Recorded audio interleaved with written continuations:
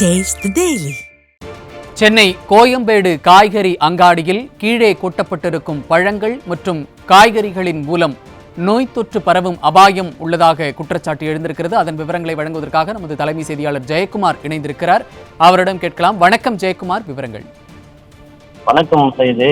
கோயம்பேடு காய்கறி சந்தை, பழக்கடைகள், பூக்கடைகளில் ஏராளமான அந்த கழிவுகள் என்பது திடக்கழிவுகளாக நாள்தோறும் டன் கணக்கில் வெளியேற்றப்பட வேண்டும். ஏனென்றால் கோயம்பேடு சந்தை மொத்த வியாபாரமாக சென்னை மற்றும் சென்னையை சுற்றி இருக்கக்கூடிய பல்வேறு பகுதிகளுக்கு செல்லக்கூடிய பொருட்கள், அது சார்ந்து வியாபாரம் என்பது மிகப்பெரிய ஒரு வர்த்தமாக இருக்கிறது.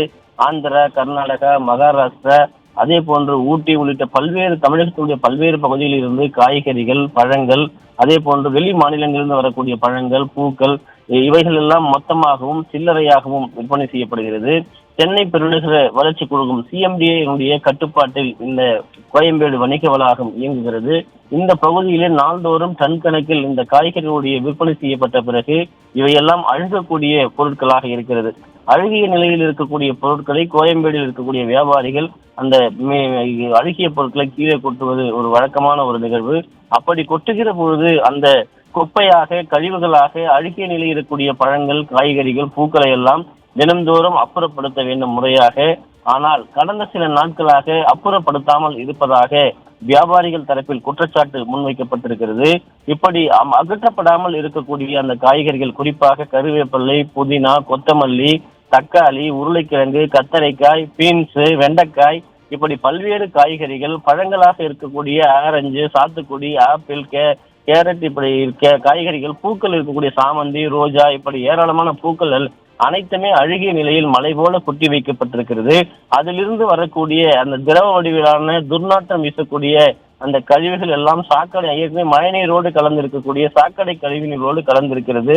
அந்த பகுதியிலே அதை அங்கு இருக்கக்கூடிய மாடுகள், ஆடுகள் எல்லாம் சாப்பிட்டுக் கொண்டிருக்கிறது.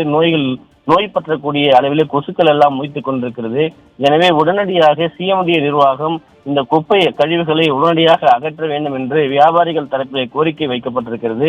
ஏற்கனவே கோயம்பேடு வணிக வளாகத்தில் முறையாக கழிப்பறைகள் இல்லை என்கிற ஒரு குற்றச்சாட்டை வணிகர்கள் தரப்பிலே அவர்கள் எழுப்பியிருக்கிறார்கள். அந்த கழிப்பறை இல்லாததால் அங்கு இருக்கக்கூடிய, குறிப்பாக மூட்டை தூக்கக்கூடிய, சுமை தூக்கக்கூடிய தொழிலாளர்கள் வந்து செல்லக்கூடியவர்கள். எனவே திறந்த வெளியிலே அவர்கள் அந்த ஜலத்தை கழிக்கக்கூடியவர்களும் மலத்தை கழிக்கக்கூடியவர்களாக இருக்கிறது. அது ஒரு புறம் துர்நாற்றம் வீசுகிறது. எனவே முறையாக கழிப்பறைகளை ஏற்படுத்த வேண்டும். இருக்கக்கூடிய அந்த காய்கறிகள், பழங்கள் மற்றும் பூக்களுடைய கழிவுகள், மழைநீரோடு கலந்திருக்கக்கூடிய சாக்கடை கழிவுகளை உடனடியாக அகற்றி கோயம்பேடு சந்தையில் இருக்கக்கூடிய பல்லாயிரக்கணக்கான கூலி தொழிலாளர்கள், வியாபாரிகளுக்கு அங்கு வரக்கூடிய வந்து செல்லக்கூடிய பொதுமக்கள் மற்றும் சிறு வணிகர்களை பாதுகாக்க வேண்டும் என்கிற கோரிக்கையை வைத்திருக்கிறார்கள். கோயம்பேடு வணிக வளாகம் முழுமையாக மலைமலையாக குவித்து வைக்கப்பட்டிருக்கிற இந்த குப்பை கூலங்கள், கழிவுகள் மற்றும் கழிவு நீரால் புற்றுநோய் பரவக்கூடிய ஒரு அபாய நிலை ஏற்பட்டிருப்பதை உணர்ந்து செயல்பட வேண்டும் என்பதுதான் அவருடைய கோரிக்கையாக இருக்கிறது. சையத், விவரங்களை வழங்கியமைக்கு நன்றி ஜெயக்குமார்.